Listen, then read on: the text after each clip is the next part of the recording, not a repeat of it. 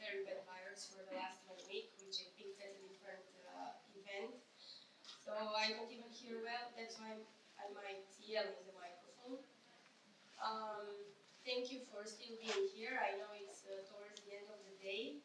And seeing the presentations from these days, I'm very happy to see actually that everyone is speaking less about products, more about different concerns around implementations, technologies, and usage.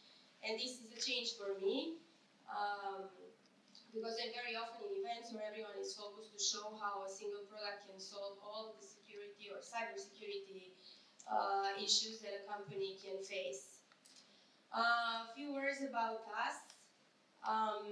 We are actually a team very much focused on providing services, and we like to believe that our background is actually our silver bullet when it comes to present ourselves. We are 10 people in the team, and all of us have background in different areas of cybersecurity, R&D, application development, security engineering, and so on. Working with different cybersecurity vendors across the world. I personally didn't work that much in Romania for the last 10 years. So that is one example. As far as the team goes, we are quite distributed. So some of us are in Bucharest. Some of the team members are spread around the Balkans. And for many of our customers, it sounds pretty weird, but that's how we are organized, and I believe it's a very good thing from the cultural point of view, because today I'm here to present a little bit the topic of security culture. But before speaking about security culture, I think it's very important to start from a basic issue and to understand what generally businesses want to achieve, and that is of course resilience. Resilience nowadays, it became an accepted term in the cyber world, but it's even a more hot topic in the business world, and it's something that companies realize that they have after something has happened, because the level of resilience in general determines which companies are going to succeed further and which companies are going to fail. If you look outside of the cyber world, you will see that we have a lot of examples with a lot of worldwide companies that have proven to be resilient despite of many penalties that they had to pay for different, let's say, breaking of agreements and so on. So this is one good example of resilience. I like very much when I'm speaking about resilience to use a very straightforward definition that HBR, Harvard Business Review, is using, and that is the capacity to be strong under conditions of enormous stress. And I think that this definition is more oriented actually towards the cyber world, because in the cyber world, cyber resilience is a relatively new term. We've seen it going around in the past few years, and I think that when organizations started to speak about cyber resilience, they actually have proven that finally cyber, as we know it, security, have become an embedded part of their strategy of being resilient, so resilient overall as a business. And when we speak about cyber resilience, it actually describes the ability to be responsive in front of a cyber attack and quite flexible. And I believe that resilience refers very much to being proactive as well, rather than reactive. You know, many years in cybersecurity, or at least in that time it was only security, it was not really cyber, we were speaking about different controls, different measures, even the products were made in such a way that they were more reactive rather than proactive. And I'm speaking something about 15 years ago. And I think this cyber resilience concept makes a difference between businesses, between bending and breaking. Because like I said before, if a business is able to be flexible, at least in front of a cyber attack, then it can bend and it will come back, just like a tree. You know, when we have a storm outside, if a tree bends, it will come back, so it is resilient in front of that storm. If a tree just breaks, it's just to prove that it's not resilient. Currently, there is a cyber resilience framework that is very much used in the cyber world, and that has 4 key elements. And one important element is manage and protect, and it's built around technologies, policies, and trainings that organizations are using. Another thing is identify and detect. It's another element, very important in the framework. And it refers very much to active detection, to different technologies that are implemented within organizations. Another element is respond and recover, which refers very much to incident management and business continuity. And last but not least important is the govern and assure. And that refers very much to an enterprise-wide risk management program and the commitment of top management for cyber resilience, let's say. And I think this last element, what I'm saying, is the most important because during my experience with various customers within telco and finance industries mostly, I have seen that projects can be very unsuccessful unless management really understands what we are doing there. Not we as an external team, but those weird guys in security. Because unfortunately, security in some companies still stays on the paper as a critical function, but in reality, everyone is looking at the department like one small or big weird department that nobody understands what they are doing there. And many times people are asking, okay, but what is the difference between cybersecurity and cyber resilience? And I think that we both agree that everyone wants the business to be operational, regardless that we speak about cybersec or cyber resilience. But when we look at the cybersecurity as a concept and how we use it today, it's very clear that it's focused very much to keep an attacker outside and to protect the data. This is the main focus. While when we speak about cyber resilience, like I said before, it's a concept that comes hand in hand with the business itself. That nowadays has to be always on. We don't turn off the business when we go home at 5 or 6 p.m. and we don't turn it on back when we come to work at 8 a.m. So this is one important detail. And cyber resilience is focused very much on how the business can continue its operation in the event of a breach or of a cyber attack. And it's assuming that people operating under cyber resilient, let's say, concept understand the 3 phases of an attack: before, during, and after. And I'm not going to go into each phase of the attack today because it's actually a long story and a never-ending story. But I believe that the preparation for each one of these phases usually makes a very big difference. And that difference is very well reflected in the cost of a breach. And not necessarily I'm not speaking here about the financial cost of the breach. I'm speaking of the derived costs that are associated with that breach.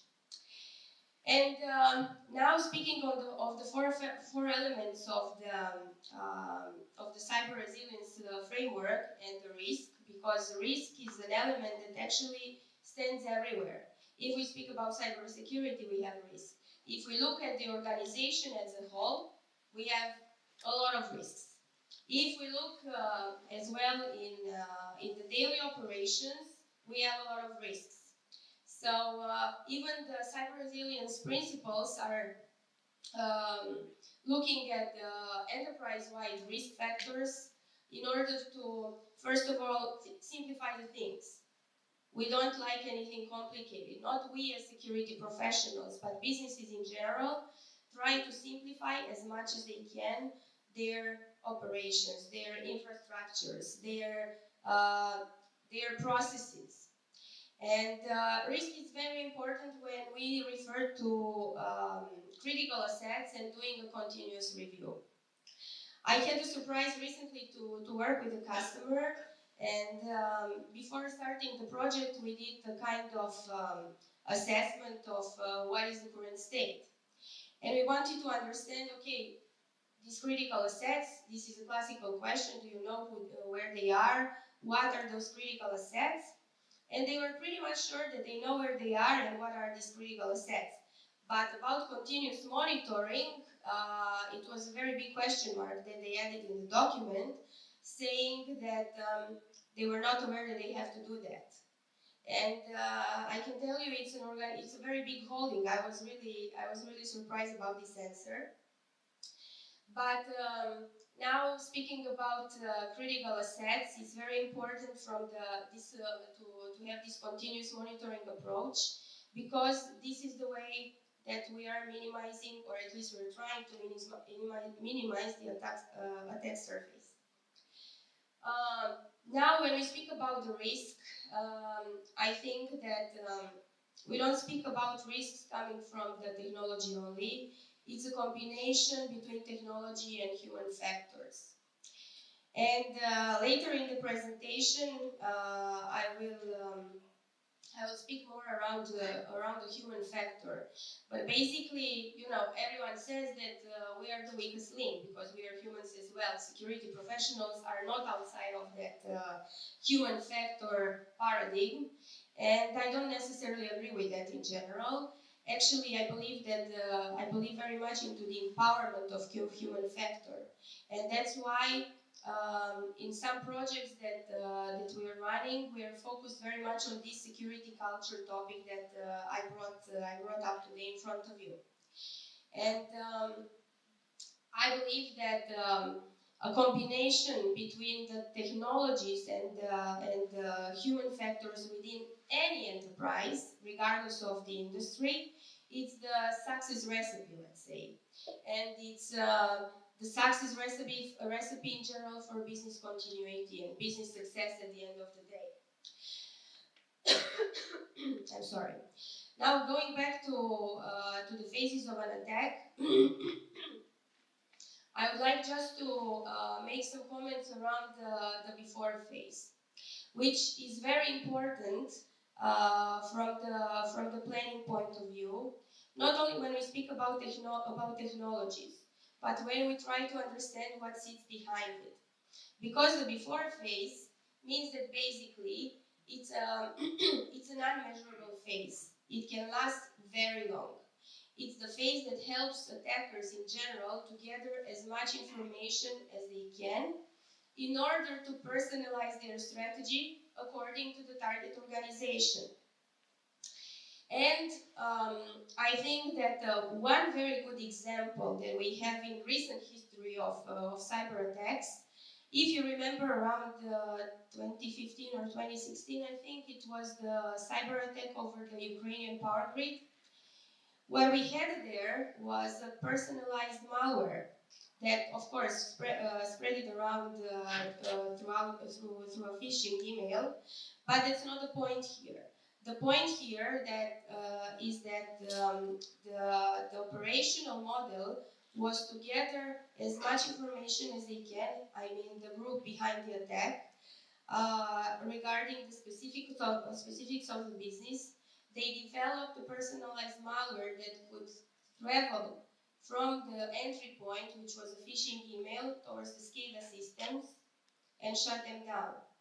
And I think it's one of the most relevant examples when we speak about the scouting time and the before phase. And what companies can do about it? Well, I think one very important step is to start looking at building security culture, not only speaking about the awareness. Awareness is a very important thing. I'm not saying that companies should forget about awareness. But already we are at the point in time in most of the countries in Europe and in US where we have specialized vendors for awareness platforms that can help organizations to raise their awareness level. And this is again one very important step. But there is nothing behind the awareness if we don't look at the culture. Take a country as an example. Take Romania. What is very specific to our culture? Are we nationalists? Do we care about our country? Things like that.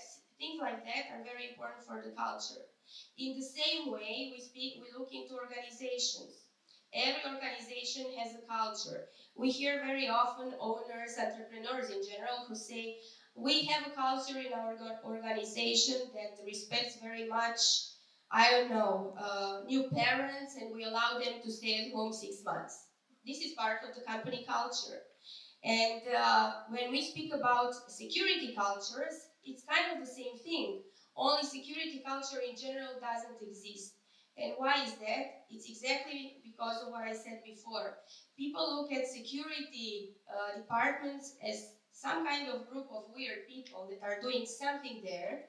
No one understands what, because their activity is never obvious. Our activity as cybersecurity professionals is always obvious, just like in the case of Casco insurance, if an accident happens. Otherwise, we are just paying Casco. We don't know why, but it's there. The same goes for cybersecurity. So obviously, the biggest portion of an organization, more than 90%, knows that, okay, there is security. We heard that it might protect the company in the event of a cyber attack, but who would look at this company based in, I don't know, Croatia or Greece or Romania, this, let's say, mid-sized company, to put it under a cyber attack? It's not that attractive. So this is usually the typical mindset. And that's why people, if they don't understand something, and it's, I believe, more related to psychological approach here, if they don't understand something, they put it aside. So if companies don't really understand, okay, what's this deal with cybersecurity, they leave it aside. Therefore, security is never embedded into the organizational culture. I believe that right now in Europe, at least throughout my experience with the customers in Western Europe, we start to see very early steps of security cultures within organizations, within mature organizations from the security point of view. And there's a specific company that we cooperate with for advisory in the security culture matters. Is called Cultury.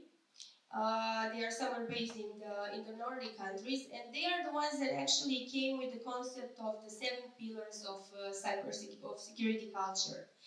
And I like to use them because I think they are very, very close to what we are looking for when we speak about starting step of security culture. It's about attitude of people. It's about their behavior. It's about, okay, cognition, communication, compliance. Compliance, I think, it's one of the pillars that is the most understood in the 7 ones. It's about norms and responsibilities. It's a very long story, and they even published a book that I even didn't have patience to read it entirely. But in general, these concepts that they came out with started to be applied very very wide when we look at international organizations. And it's a concept that doesn't look only at IT staff. I believe in general that IT staff and IT security related stuff doesn't need any more of this this how to call it, need to get an understanding of what security culture is. They already live in this world. The rest of the company in general needs that. How to behave in a way that would establish or integrate security culture into organizational culture.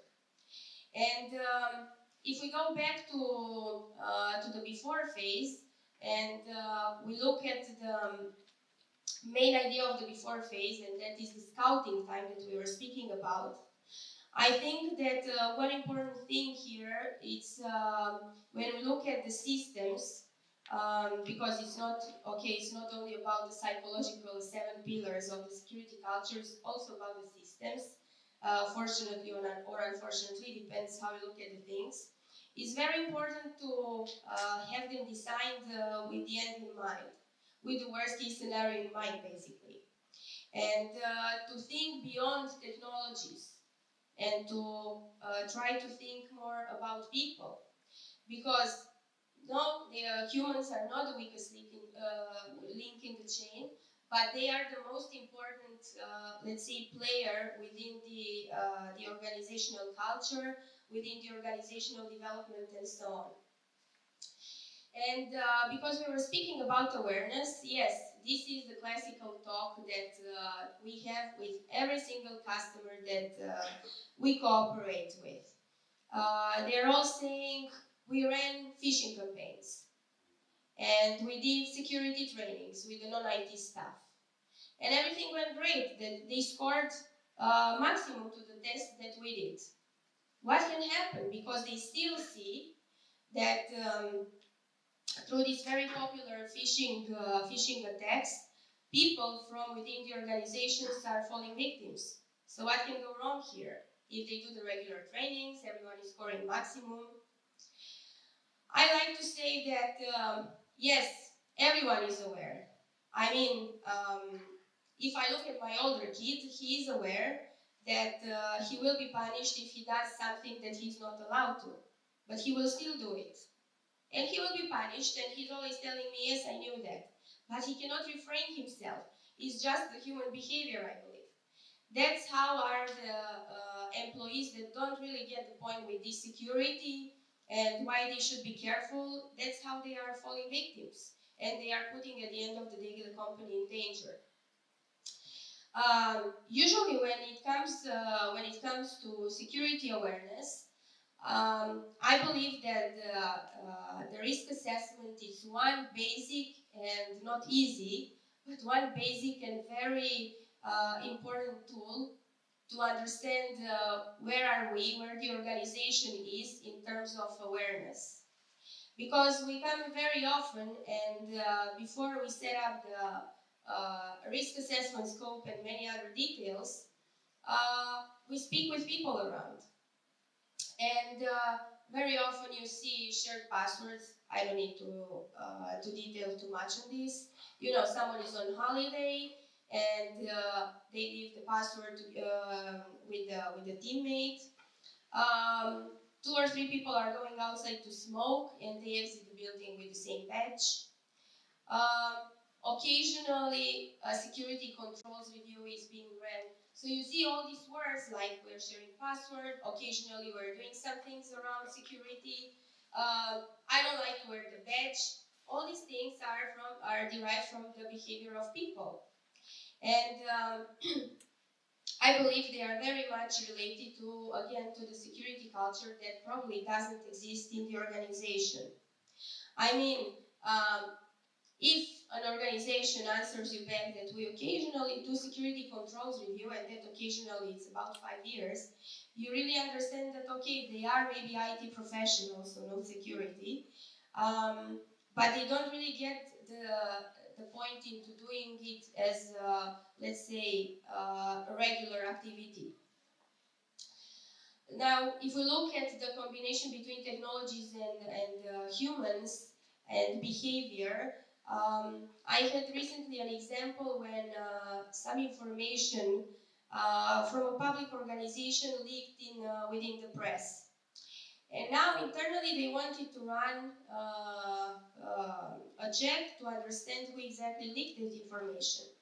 Because what happened, someone accessed a database with their customers, basically, where you could see every citizen of that specific country and its wealth. And now some, I don't know, top businessmen of that country, someone accessed his details, pictured the screen, so pictured the laptop or the desktop screen, and sold it to the press.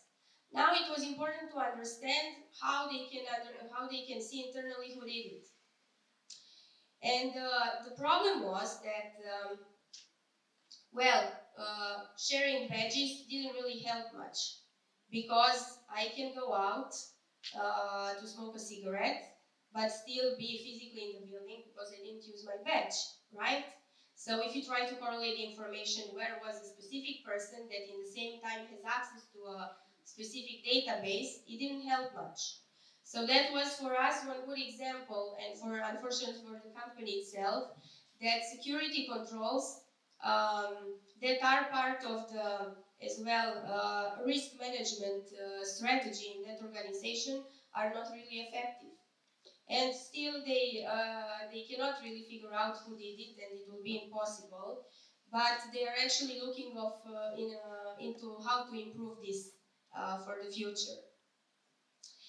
And now, if we speak about technologies, a lot of organizations, and unfortunately, a lot of vendors in the IT security industry are using this human factor as the weakest link as a justification for investments. And I'm saying I'm sorry because I don't believe in it. And I'm giving you an example. In US, in every organization, the CFO, Chief Financial Officer, is a critical element in the success of that organization. And in my experience, one of the most powerful, let's say, employees within the organization. Now, if that CFO doesn't have the report ready for the Security Exchange Commissions, for example, for the stock exchange, he will not start blaming the human factor as the weakest link within his team. Simply, he cannot do that. So, in the same way, I'm saying, if he cannot do it, in order to, in front of the stock exchange, to say, well, I had a weak link within my team, and we couldn't finish the report on time, because nobody cares about that explanation. Why would organizations and why would actually cybersecurity world use this paradigm in order to justify investments? I believe that through various security controls, through various involvements of regular employees within the security activities, we can achieve much more when it comes to justifying investments. I'm not saying that within an organization everyone should be security aware, but I think that security started to reflect even in the personal life of people. And I'm looking now. There's a very aggressive campaign of one telco operator here around some software for kids for mobile phones, and it all comes down to security. You want your kid to be secure when he browses the internet from the phone. And why a parent that works within an organization and he doesn't really care about security there, what makes you think that tomorrow he will choose, again, a security feature within his telco operator portfolio to buy it? And I think it's everything related. Of the, let's say, lack of security culture. Like I said before, most recent cyber attacks use only human vulnerability and nothing else. And human vulnerability from the standpoint of not knowing what they do, not from the standpoint of someone having bad intentions.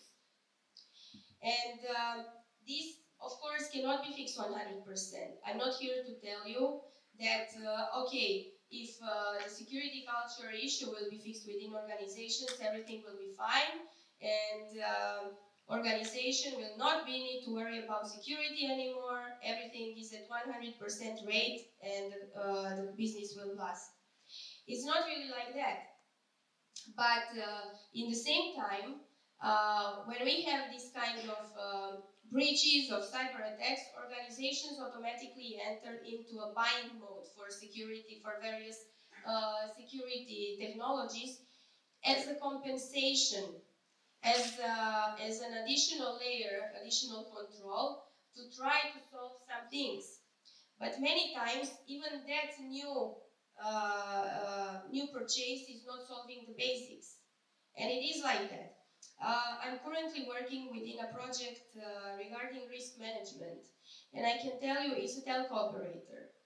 And I can tell you that from a security standpoint, the security map looks amazing. I was surprised when I went first time to see them and to understand what do they need. And when I asked them, okay, I would like to see how your security map looks like, I was surprised to see the technologies that they have deployed within the organization, not to mention that every technology has associated the number one vendor for that specific technology in Gartner. So you would imagine that they are perfect, that company doesn't need anything else. They don't need me as a consultant for anything. Well, to my surprise, they even used an external company to do because it's a mandatory thing for them to do the annual penetration testing and vulnerability assessment. And the company, of course, that did it is very professional. I'm not questioning this. I'm questioning the fact that they got a report that is full of red things, red alarms, and still they didn't do anything about it.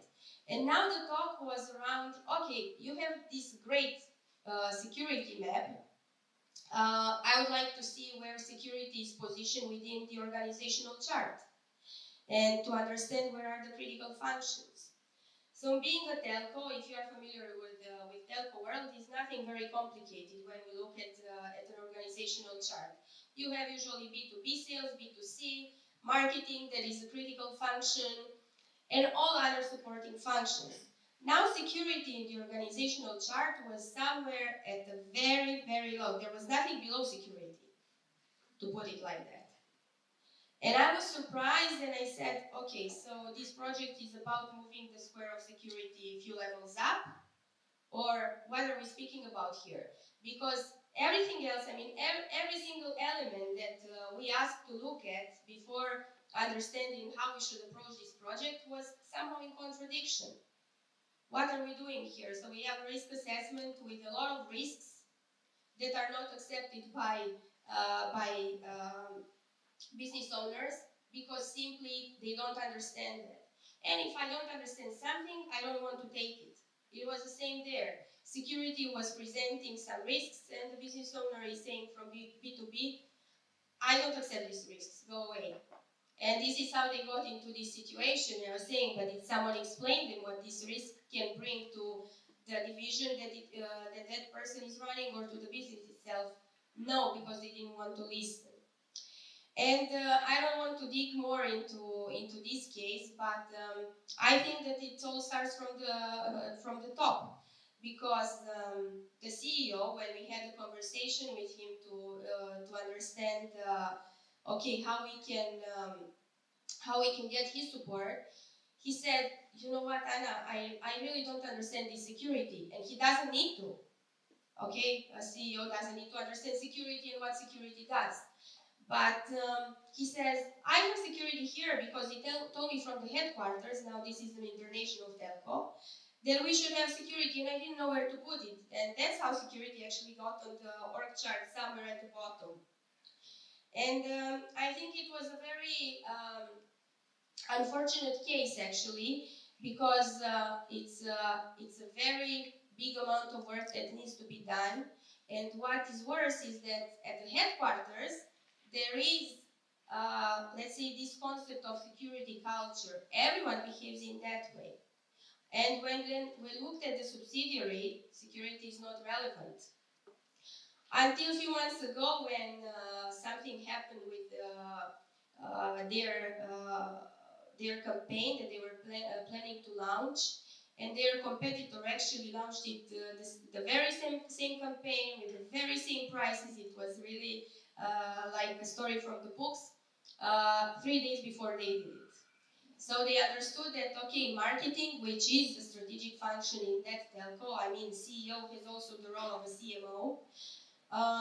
They understood that something has to be done here. It was not quite clear if it's legal, if it's security.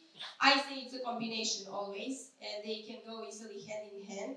But clearly, within the marketing department, when we ask, okay, how do they do certain things, there was not, we cannot speak even about security culture. We couldn't speak even about security awareness. So this is an example to show that yes, in some cases we have companies that have the security awareness programs in place, and still they don't understand how they are scoring so bad when it comes to security maturity scoring. And we have organizations where nothing is happening, and they are, I would say, a telco can be a critical, can be an organization part of the critical infrastructure of a country. And I think that if we look at the causes of all this, it's sometimes the most obvious ones is the unalignment between business processes and security controls. Sometimes security department has budget that is being spent on things that the CSO likes. I recently had a case like that when the CSO told me, I know what I want to buy for the next 5 years. And I said, yeah, but are you correlated with the company strategy for the next 5 years? And he says, well, I didn't look into that. And he has a great deal of money in his hands. And another thing is, like I said before, we can have a great security ecosystem, a great security map with all the technologies that could potentially defend and be proactive in the defense process. But as long as management has the approach that I don't understand what those guys are doing there will not be much use out of those technologies. A few years ago, actually 2 years ago, I was in a project where a customer was ready to throw out 2 or 3 technologies that were around $500,000 total as an expense. And I was surprised, like, okay, why would you like to throw out technologies that more or less you finished implemented 6 months ago, so you really didn't have time to see the best results? They are expensive.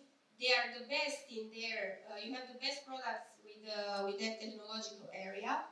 Why is that? And this is explaining me, you know why? Because I don't see any results from them. I don't see how they help me. And basically, when we looked more into the issue, it was the fact that every single technology was working like a box, and these boxes were not communicating. So it's like in an organization, marketing, legal, and I don't know, B2B, they work as the units, but they never work together. The same happened with this customer. He wanted to throw out technologies and products because, of course, he didn't get any value out of it. There was no integration. They were working somehow as standalone products within the infrastructure, and he didn't see any benefit out of it. And one more thing, because I spoke earlier about risk assessment. Risk assessment is usually very difficult to perform, not from the procedural way, but from the interaction way with people. And sometimes the results are not the expected ones. Sometimes people refuse to accept risks. And they feel like someone is pointing that they are guilty, and that is the grounds of refusal. And if we go back to the pillars of security culture, they are this reaction of people, of business owners that are supposed to accept risks, is going straight to those pillars. And actually, when we see that critical functions within organizations, like legal department, for example, is a critical function, they are not ready to accept risks, it means that we are not speaking about the security culture within that organization. We are speaking about the lack of risk culture. And you know, in the cyber world, that is very, very much connected with the risk as well. We speak more often about organizations having risk culture rather than having security culture, and everyone is pretty much focused around this now. I would say more than over on security cultures, and actually, it's a circle that has to be broken at some point. We go as external consultants very often because, you know, when someone from the outside tell you or repeats something that you've heard internally already, you start to get it serious. If it's only an internal communication, many times we see that it's not taken as serious as it should. The same goes with risks. We have risk officers, we have risk manager, whatever, name it. They are struggling within organizations to make business owner accepting risks coming from risk assessment. Because, you know, you cannot really do risk management, which is an important activity. You cannot really do it unless you have units, business owners accepting those risks and understanding it's nothing personal. You are not personally responsible because there is a risk related to I don't know what process within your unit. They can only contribute to improve it. And I think that one big difference that can be made when we speak about risks, cultures, and so on, it's the technical CSO versus the business CSO. I think it's one of the biggest issues today when we look into organizations, because the technical CSO will always understand technologies, products, but will never be able to translate those technologies and products and their benefits towards the business. I'm not speaking about towards top management because that is a wish, but towards other business functions. And I've seen business CSOs that are willing to fight to get approval for projects that maybe is not that easy to get, because they understand that that project is critical for the business. And I see very often the so-called technical CSO who is actually not willing to do anything. He wants to buy a product. And we're speaking, okay, what's the business case? I didn't make a business case yet. I'm just looking for budget. But how do you get the budget from the CFO? You know, there are so many things today that companies are trying to sell to a technical CSO rather than to sell it to CFO, to legal, to marketing, to HR. They all benefit from certain technologies. If we think about security awareness platforms, do you think that a CSO is the person that should buy that? Or should be, let's say, the person responsible to allocate budget for that? In many cases, it's the HR department. Because the security awareness is very much related to how an employee behaves. So if HR is looking at me because I'm smoking 20 cigarettes per day, so they will give me warning because I didn't work, 3 hours. In the same way, HR has to look at a certain employee and say, okay, he's spending, half of the day on the internet browsing for holidays. So what is happening with his working time? And that's why I'm saying that in many cases, a technical CSO can be, let's say, a rock in the way of pushing upwards a security project, a security plan. And I've seen the presenters today speaking about the famous people, tools, and processes, which is a very important circle actually within a business. But very little is understood around how people interact with these processes and tools. And when we come back to security culture, this is one of the most important aspects when we try to understand where can we start. Because okay, I'm telling you security culture is important, but you ask me, okay, where can we start? How can we start tomorrow? And I will not have an answer because I don't know in your organizations how people interact with processes, how people interact with these tools that we are speaking about. And it's not a process, security culture is not something that we start today and has an end as a project next year in June. It's more of a program that will continually run, just like the culture of the organization itself. It will disappear when the organization disappears. And just to summarize what I've been talking until now, I think that there is a framework around the security culture, of course. There is a framework for everything in security. But that defines very well what is this security culture.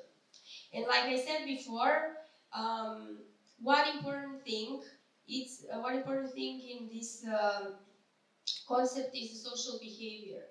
We should never forget that human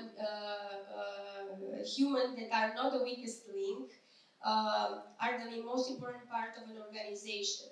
So unless they are accountable and aware sometimes of what they are doing, we can implement a lot of security controls, a lot of measures. We can run security awareness trainings where they seem to score maximum, but we will not solve much. And as well, the customs of the organization. If I am an employee that is, I don't know, printing every day 200 or 2,000 papers, and this is my job function, and I see the CEO of the organization going around the corridors and speaking, and trust me, I have seen that as a consultant within some of the organizations that I worked with. CEO or COO, doesn't matter, top management is walking around the corridors and sees, somewhere where it's written security. And he is making jokes like, oh, what these guys are doing there.